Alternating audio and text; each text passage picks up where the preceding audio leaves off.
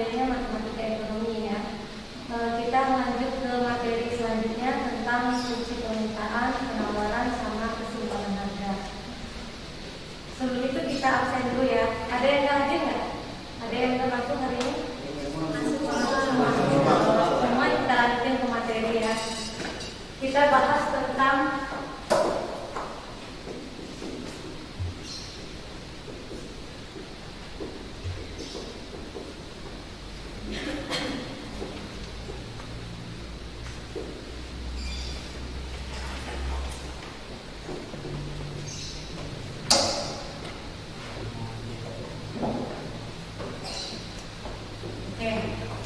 kalian biasanya sering kok dengar sehari-hari di kehidupan kita sehari-hari tentang permintaan, penawaran, keseimbangan harga. Sekarang bertanya, apa sih itu permintaan? Coba bahasanya kalian aja, apa sih permintaan? Ada yang bisa nggak? Ayo, siapa? Apa itu permintaan? Kata dasarnya minta, ya kan? Ya. Ada apa itu? Iya, keinginan. Yang lain ada?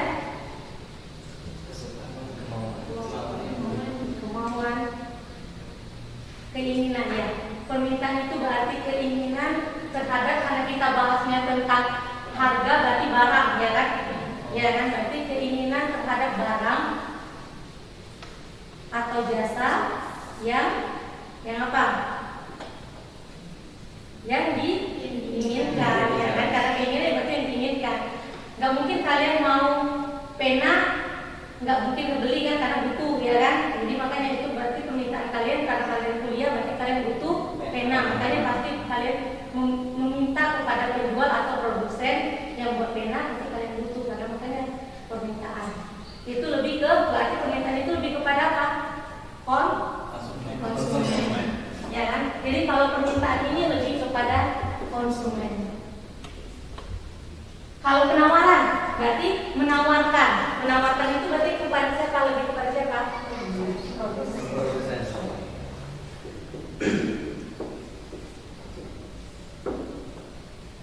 Kalau keseimbangan harga atau dia lebih keseimbangan pasar, berarti ini kaitannya ke siapa?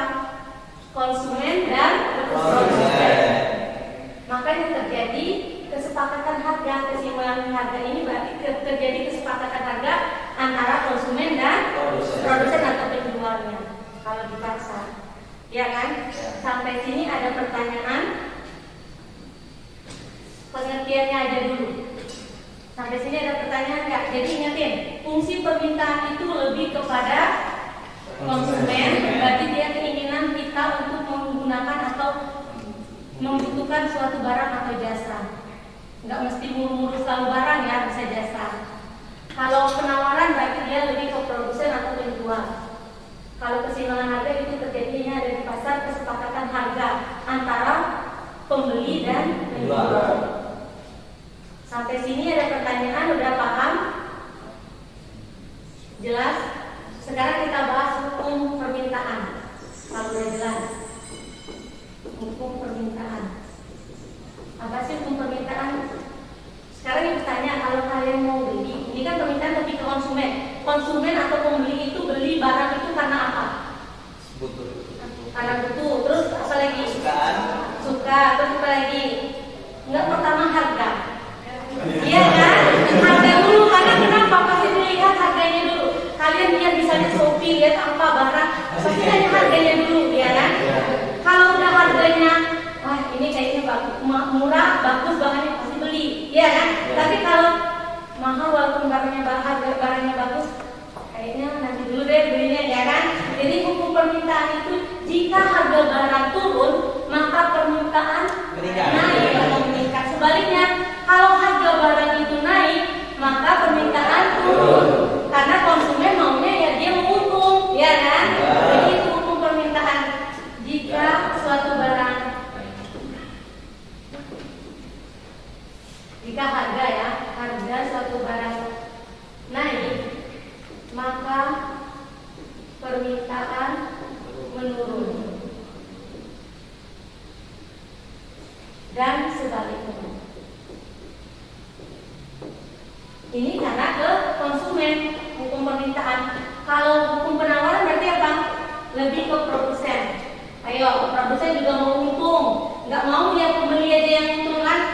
Berarti produsen juga.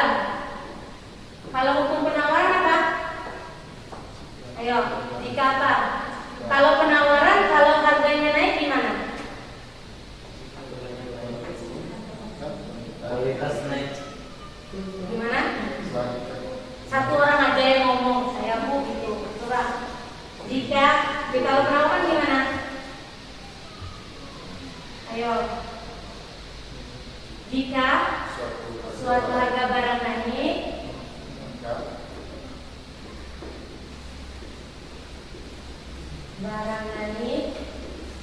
maka penawaran yang ditawarkan gimana? Naik juga. Meningkat ya, dan sebaliknya. Karena produsen juga mau untung, bukan konsumen aja yang mau untung ya kan. Jadi kalau harga barang naik, dia menawarkan barangnya juga meningkat dan sebaliknya. Sama kayak misalnya kalau lagi harga cabai atau apa lagi turun kan, sengaja disimpan biar apa harganya naik. Kadang begitu. Kebanyakan kata orangnya itu takutnya. Makanya ada pemerintah buat kebijakan lagi dan sebagainya gitu. Jadi penawaran lebih keuntungannya untuk produsen kalau permintaan ke konsumen. Nah, kalian penjual sama pembeli sama. Di sini nggak semuanya membeli kan, tapi ada juga yang jualan atau apa ya. Ini kan hukumnya sesama mau untungnya gimana? Keseimbangan yaitu tadi karena terjadi kesepakatan. Nanti akhirnya deal, ya kan? Kalau nggak deal itu nggak jadi, ya kan? Misalnya kalian pergi ke suatu toko, berapa harganya? Misalnya dia bilang 500, nggak kurang, 300, itu kan tawar menawar, itu kesepakatan harga. Akhirnya di deal misalnya 250, ya udah kalian setuju mengeluarkan uang untuk beli barang tersebut, mereka juga setuju memberikan barangnya kepada kalian. Itulah namanya kesepakatan harga, keseimbangan harga. Ya kan? Sampai sini ada pertanyaan? Ada pertanyaan nggak? Untuk harga kita lambangkannya dengan P. Sedangkan untuk barang, ya, permintaan barang ya, ini barang Q. Itu untuk di ilmu ekonominya. Kalau nggak ada pertanyaan, kita langsung masuk ke mulai rumus, latihan soal-soal itu gimana kalau ilmunya persamaan. Bahas fungsi permintaan, penawaran, keseimbangan harga. Kalau di ilmu matematikanya bahas tentang fungsi linier. Sekolah dulu belajar ya fungsi linier. Jangan senyum, nggak tahu matematikanya nilainya berapa. Ya, itu makanya dia tuh kayaknya bingung. Aduh, ini kayaknya hitung-hitungan mulai. Namanya matematika ekonomi, berarti kita bahasnya bentuk hitung. Untuk fungsi permintaan bentuk umumnya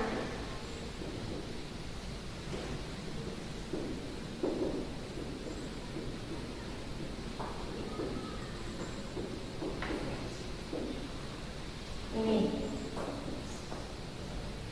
Kalau untuk penawaran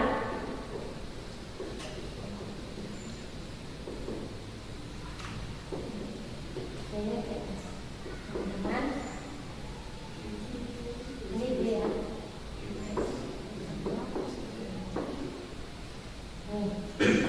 Ini baru bentuk umum fungsinya ya.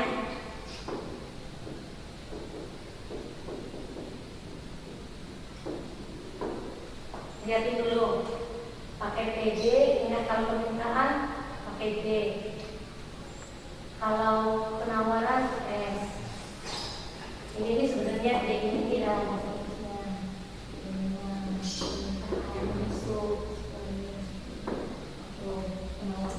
Ya, makanya pakai S dan D.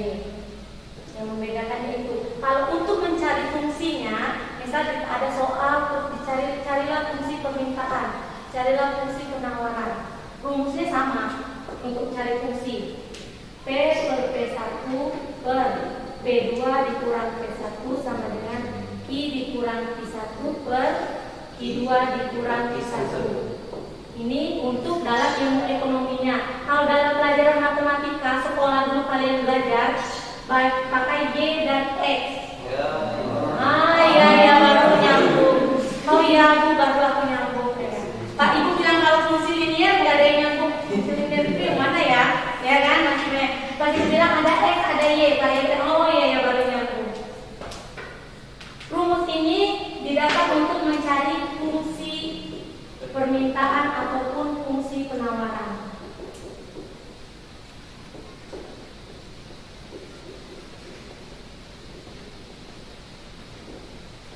Itu untuk fungsi permintaan dan fungsi penawaran. Dapat fungsinya nanti baru bisa kita buat grafiknya, kurvanya. Kalau untuk fungsi permintaan, kurvanya miring ke mana? Kanan. Kemana? Kayak gini. Ini untuk fungsi permintaan.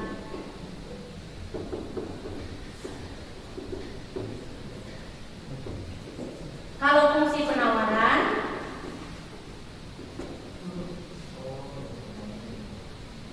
gimana? Itu fungsi penawaran. Keseimbangan pasar terjadi gimana? Kalau digabung ini bertemu dengan ini, inilah titik keseimbangannya. Nah, iya maka jadi deal, ya kan? Maka deal itu titik keseimbangan. Bertemu kurva permintaan dan kurva penawaran. Jadi keseimbangan pasar itu bertemunya kurva permintaan dan kurva penawaran. Rumusnya apa? PD sama dengan PS. Mau pakai ID boleh sama aja. PD sama dengan PS. Itu untuk keseimbangan.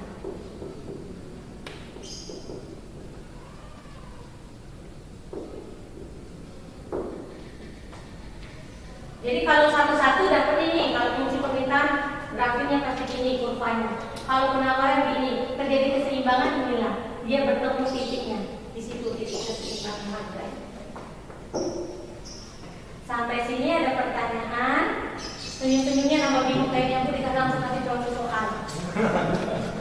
Ya. Sampai sini ada pertanyaan nggak? Udah ini belum terbuka belum ininya? Oh, ternyata permintaan itu gini. Padahal kalian sehari-hari selalu ya menggunakan fungsi permintaan, fungsi penawaran, terjadi keseimbangan harganya. Setiap hari pasti kalian melakukan itu. Kalian mau beli kue aja, tidak kan? Ditanya harganya berapa? Karena nggak bisa ditawar 1.000 kan? Kalau kalian mau, ya udah beli itu terjadi kesepakatan, iya kan? Kalau enggak, ya udah jadi beli, jadi ibu beli, ya kan? Itu kalau gue misalnya udah ada harganya, mungkin ditawar, ya kan?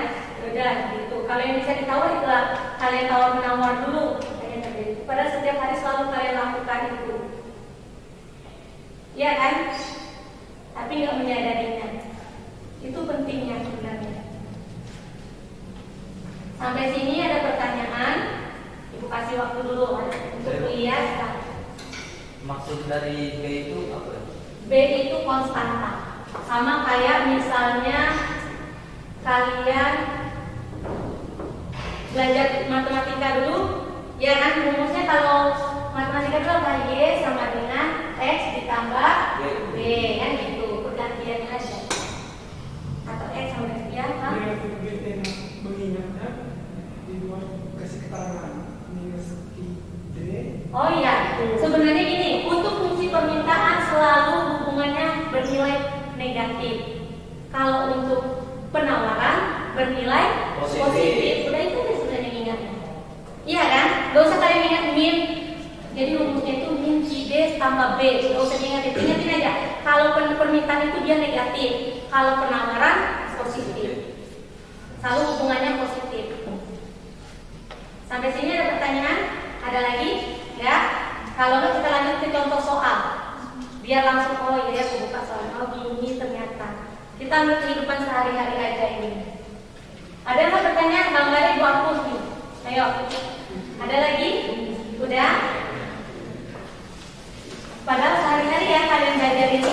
Nggak usah belajar sebenarnya ini. Makanya kalau ditanya gunanya matematika belajar X sama Y itu apa sih sebenarnya? Ya kan? Pasti penasaran ya sekolah dulu. X sama Y, misalkan X sama Y apa sih? Nah ini bahasnya, itu ilmu ekonominya ini bahasnya tentang permintaan fungsi penawaran.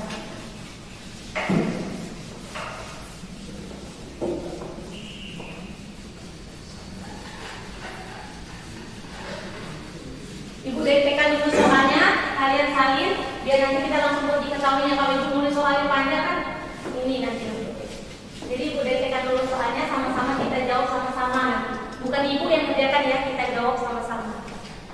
Yuk contoh soalnya dulu, coba. Jika harga suatu barang, kita nggak usah pakai uang 03 di belakang ya, nanti kebanyakan angkanya, nanti kalian bingung, 03-nya kita hapuskan ya. Misalnya harganya 60.000, kita sepakat 3-nya di belakang nggak usah dibuat, buat aja 60 gitu ya, ngerti ya? Jadi jangan pikir, kok murah sekali harganya 60, maksudnya tuh 3-nya tuh nggak usah kita yang, nanti karena angkanya terlalu banyak, kalian baru belajar, nanti pusing kebanyakan nol ya. Jadi nolnya kita hilangkan aja sementara ya. Jika harga suatu barang 60 per unit,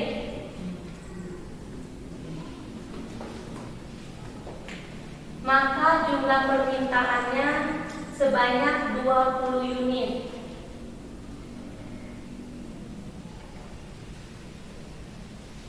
Dan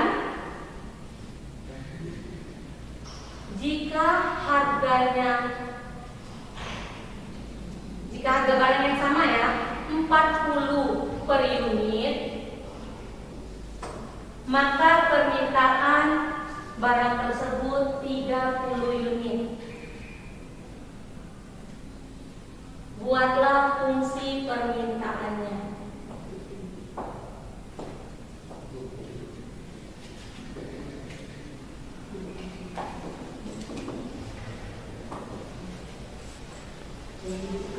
Oke, jika suatu barang harganya 60 per unit, maka jumlah barang yang diminta sebanyak 20 unit. Dan jika harga suatu barang itu 40 per unit, maka barang yang diminta sebanyak 30 unit.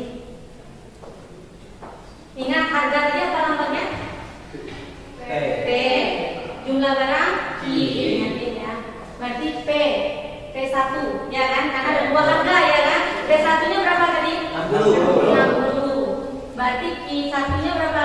20. P2 nya 40. I2 nya 30. Ditanya apa? Fungsi apa?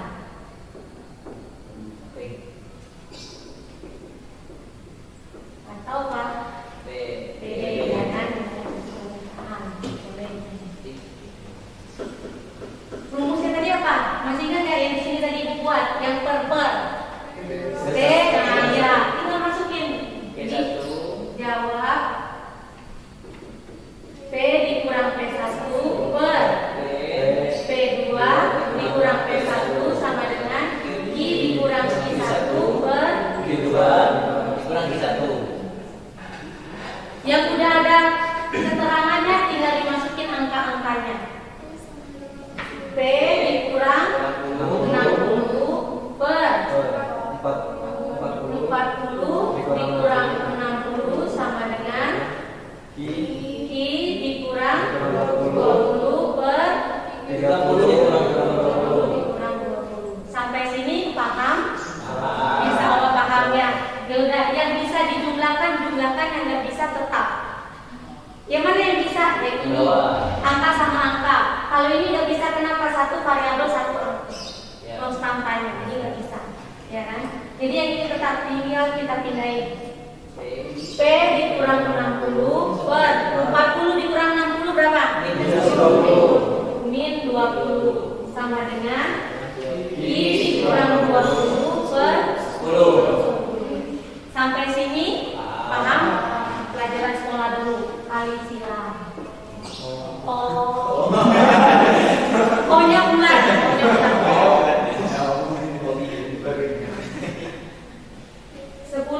Jadi ini ya, kalau ini kalinya 10-nya di luar dalam kurung P dikurang 60. Perkalian ini kali ini. Diingatin pelajaran matematika juga perkaliannya gimana. Jadi berapa? 10 P dikurang 600 sama dengan min 20 I dikurang atau plus? Plus 210.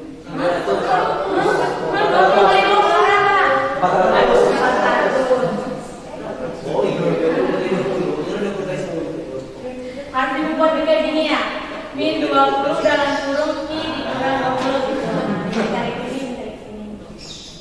Ya kan? Sampai sini paham?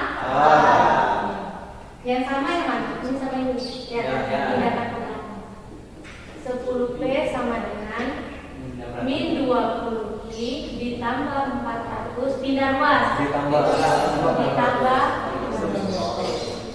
masih ingat semua waktu pelajaran matematikanya. P sama dengan, nggak usah dulu 10P tetap, nanti bingung. Min 20Q ditambah 1000. Sampai sini paham? Dia rumusnya tadi gimana? PD ya kan? Sama dengan min QD ditambah B. Berarti tidak ada apa di depannya harus 1. Ini masih ada 10, berarti pindah ruas.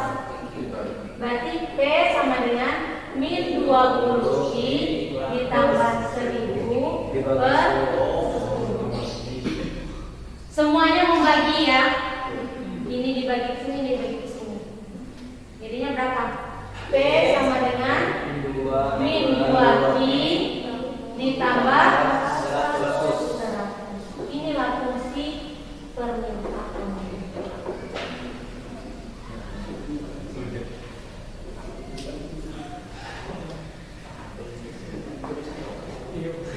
Gampang kan? Ya, jadi fungsi permintaannya gini. Kalau mau buat kurvanya bisa. Kita misal harganya atau jumlah barangnya 2. Jadi berapa harganya? Tinggal masukin angkanya 2 di sini. 2 min 2 kali 2 berapa? 4. Min 4 tambah 100 berapa? 96. Berarti di titik itu yang dibuat. Kalau kita buat kurvanya.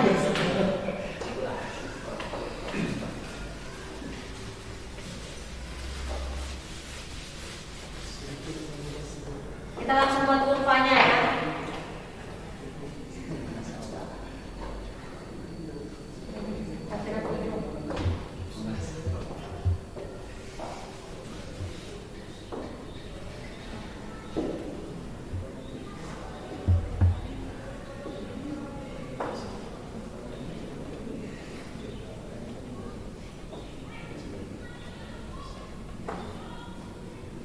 Nih, kita misalkan, kenapa dimisalkan Q-nya Bu? Biar mudah, karena Q-nya kan bisa mengurangkan itu. Kalau kita misalkan harganya di depan nanti mau dipindah-pindah ruaskan lagi ya. Jadi makanya yang dimisalkan Q-nya. Misal banyaknya yang mau diminta barang berapa?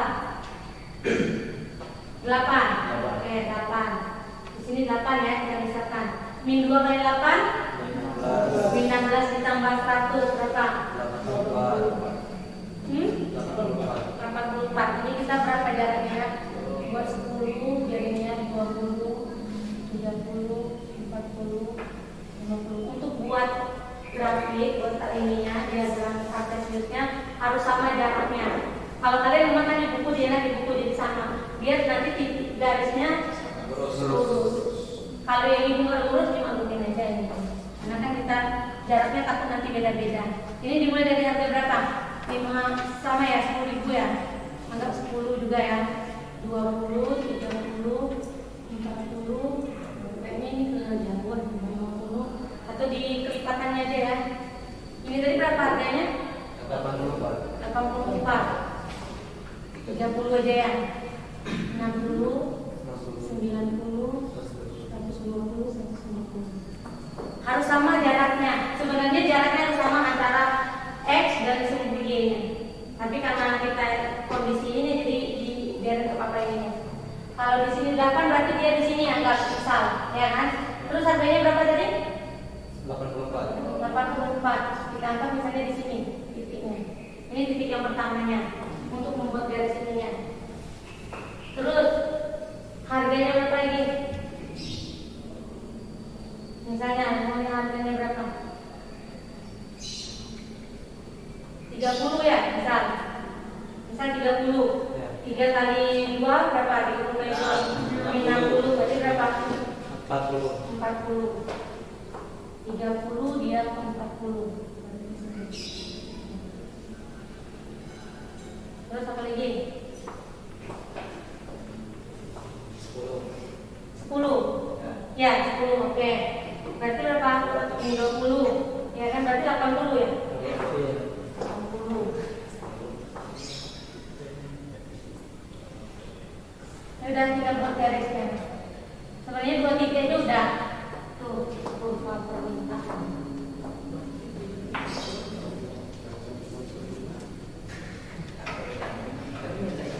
Sebenarnya lurus ya, ibu bilang deh nanti garisnya lurus ini. Sampai sini ada pertanyaan. Jadi kalau untuk menentukan kurvanya buat lagi, dimisalkan harga barang misalnya jumlah barangnya 20, maka harganya berapa? Untuk menentukan titik-titiknya, ya. Ini untuk mencari fungsi permintaannya. Kalau untuk buat kurvanya buat lagi, dimisal. Itu misal tadi ya ibu buatnya. Misal tadi Q-nya 8, hasilnya berapa tadi? P-nya berarti 84, ya kan? Kalau Q-nya 30, maka P-nya berapa tadi? 40. Kalau Q-nya 10, P-nya 80. Makanya dapat kurvanya. Dapat angka ini tinggal dimasukin angkanya, misalkan. Sama kayak variabel X dan Y kalau pakai sekolah dulu. Ya, sampai sini ada pertanyaan. Untuk penawaran juga sama, rumusnya sama. Untuk fungsinya gini. Gini juga. Sampai sini ada pertanyaan ya. Jelas? Paham? Insya Allah paham. Insya Allah paham. Ada pertanyaan lagi nggak? Nggak ada. Untuk penawaran juga sama, rumusnya gini. Ini yang dipakai. Tinggal dimasukin angkanya, nanti pasti hasilnya untuk bernilai positif. Ingatin kata ibu tadi, kalau penawaran dia bernilai positif, berarti pasti nanti rumusnya PS sama dengan QS per B. Ya, untuk penawaran. Kalau terjadi keseimbangan pasar, itulah rumus fungsinya QD sama dengan